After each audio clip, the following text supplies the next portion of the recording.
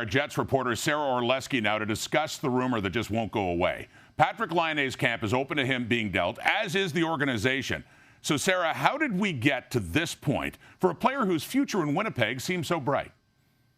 You know, we've been talking about a potential Patrik Laine trade for weeks now, and yet still, in some ways, it seems hard to believe that it's gotten to this point. And while neither side has said that a trade has to happen, you know that Kevin Cheveldayoff would only look at trading Laine if he got the right players back in return, and Laine's representatives haven't demanded a trade, but have come out and told Pierre LeBrun that it would be mutually beneficial probably for both parties if Patrik Laine were to be traded.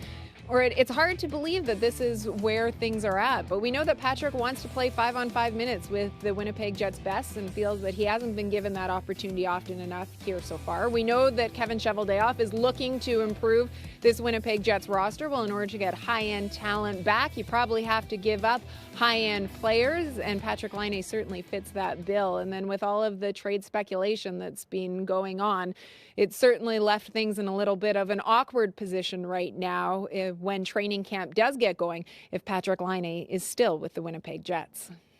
Well, he's obviously a high-end player, so the Jets won't just give him away without getting something significant in return. But is a trade simply inevitable because the relationship between the player and the team is too damaged at this point? I haven't spoken to Patrik since all of this happened, so where exactly he stands on this in terms of the relationship between the Jets organization and himself remains to be seen. But it certainly, as I mentioned, would be awkward. His name has been out there. And although Kevin Cheveldayoff is listening to trade offers on other players, we know that as well. It isn't other players' names that we've been hearing all the time.